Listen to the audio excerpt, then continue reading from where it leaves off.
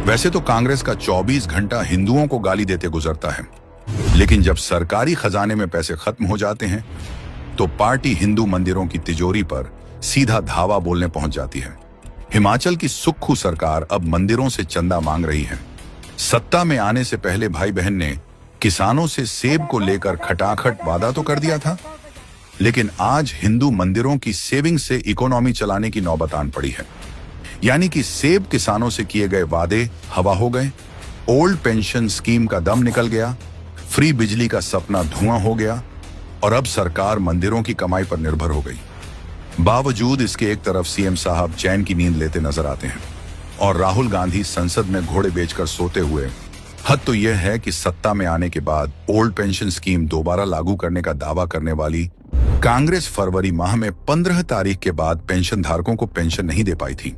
पैसे की इतनी कमी के बावजूद भी सीएम सुक्खू अपने परिवार और कुछ अधिकारियों के साथ 5 दिन की मालदीव वेकेशन मनाने चले गए। इसे कहते हैं आग लगी है बस्ती में, सीएम साहब मस्ती में। इतनी फटेहाल हालत की कांग्रेस सरकार आईएएस और आईपीएस अधिकारियों को सैलरी देने तक को राजी नहीं। खुद ही ऐलान कर चुके हैं कि हमें इन अधिकारियों की जरूरत नहीं, मतलब जो प्रशासन राज्य चलाने में मदद करता है, कांग्रेस को उनकी भी जरूरत नहीं। वाराणसी के युवाओं को नशेड़ी कहने वाले राहुल गांधी के पसंदीदा सीएम ने न्यू ईयर के समय शराब पीकर झूमने वालों को हवालात में बंद करने के बजाय सही सलामत होटल पहुंचाने का आदेश जारी किया। लेकिन युवाओं को टल्ली बनाने के बाद भी हिमाचल की इकोनॉमी को कोई खास फायदा नहीं हुआ।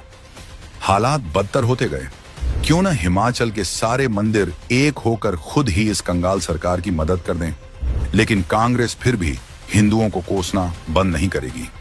जब ये देखा एक रणनीति बनी कि किस प्रकार जो हिंदू विचारधारा का प्रतिनिधित्व करने वाली पार्टी भारतीय जनता पार्टी है, उसको इसी प्रदेश में किस प्रकार से हमें चुनावों में शिरकत देनी है। प्रियंका गांधी जी ने दिशा निर्देश तय किए और आज उस 97% हिंदू विचारधारा को कांग्रेस की इंसानियत की विचारधारा ने हराकर हिमाचल प्रदेश में कांग्रेस पार्टी का झंडा लहराया है।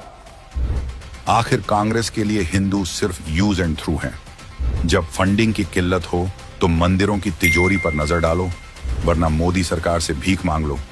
लेकिन बड़ा सवाल यह है, कांग्रेस उन खास लोगों से पैसा क्यों नहीं मांगती जिन्हें कानून बनाकर जमीनों का मालिक बना दिया? मंदिरों से चंदा वसूलने वाली सरकार क्या गारंटी दे सकती है कि यह पैसा हिंदुओं के लिए खर्च होगा, न कि उनके वोट बैंक पर लुटाया जाएगा?